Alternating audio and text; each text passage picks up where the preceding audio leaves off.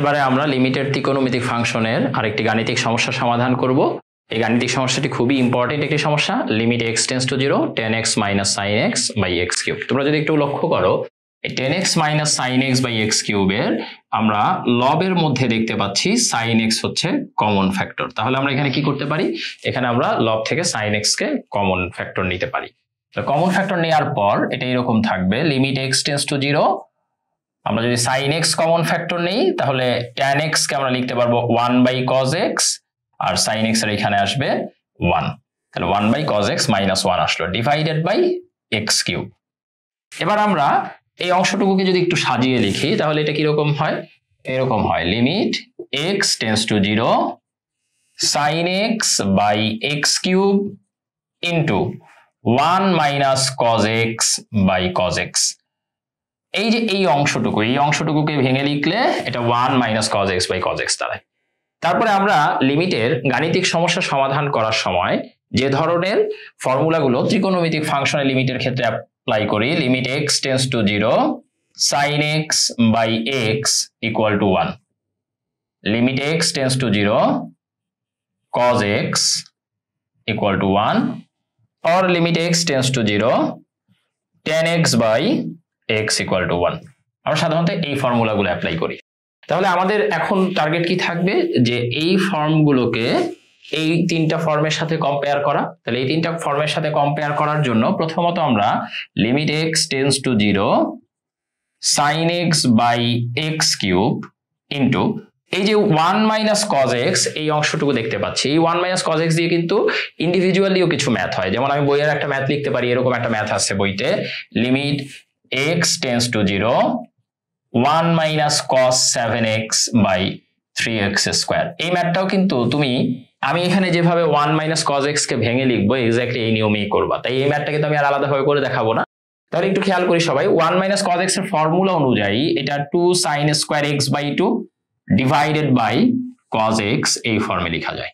এখন আমরা এই ফর্মগুলোটাকে এই তিনটার সাথে মিলিয়ে লেখার চেষ্টা করব। তাহলে লেখার সময় কি করব, লিমিট x টেন্ডস টু 0, আমরা লক্ষ্য করি sin x / x কিউব, কিন্তু আমার ফর্মুলার জন্য দরকার কি, আমার ফর্মুলার জন্য দরকার হচ্ছে sin x / x। তাহলে আমরা প্রথমে লিখবো হচ্ছে sin x divided by x into, তারপরে আসলে দেখেন তো এই যে sin² x/2, এই sin² x/2 আসলে কি, আসলে হচ্ছে sin x/2 হোল স্কয়ার, তাই না?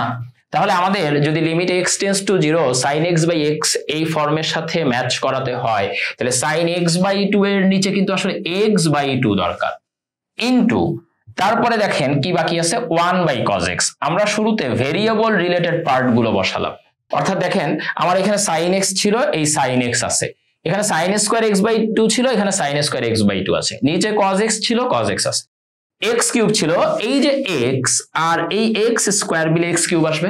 এবার আমরা কোফিশিয়েন্ট ব্যালেন্স করি ইনটু, দেখেন আমাদের উপরে একটা 2 ছিল, এই 2টা আমরা উপরে দিয়ে দিচ্ছি, তারপর এই x/2 হোল স্কয়ারের নিচে যে 4 অ্যাড হইছে ডিভাইডেড বাই 4 ফর্মে, এটা ইনটু 4 করে দিলেই আসলে ব্যালেন্স হয়ে যাবে।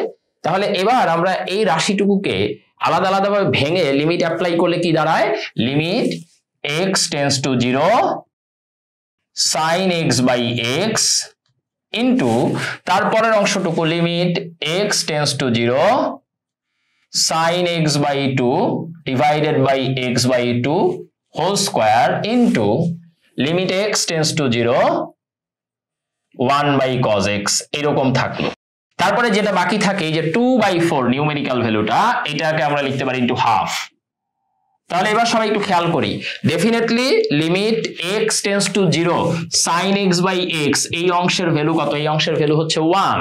তারপরে limit x tends to 0 sin x/2 divided by x/2 whole square, এটার ভ্যালু 0। এখন অনেকে বলতে পারে যে এটা ম্যাচ করে নাই, অর্থাৎ এইখানে x থাকলে এইখানে x থাকলে এইখানে x থাকা উচিত। ঠিক একইভাবে এই জায়গায় যদি x এর পরিবর্তে x/2 চলে আসে, আবার নিচেও x এর পরিবর্তে x/2 চলে আসলে আমাদের এরকম একটা দাবি থাকতেই পারে যে এখানে x টেন্ডস টু 0 এর পরিবর্তে x/2 টেন্ডস টু 0 হবে। আসলে x টেন্ডস টু 0 মানে তো আসলে x/2 টেন্ডস টু 0, তাই আমরা এটা x টেন্ডস টু 0 যা মিন করে x/2 টেন্ডস টু 0 একই জিনিস মিন করে। সো আমরা এখন ফর্মুলাটা অ্যাপ্লাই করতে পারি, কোনো সমস্যা নাই। তাহলে এই অংশের লিমিট কত 1, ইন্টু তারপরে এইটার লিমিট কত 1, তারপরে এইটার লিমিট কত, limit x tends to 0 1 by cos x 1 into half. So আমাদের ফাইনাল রেজাল্ট হচ্ছে হাফ।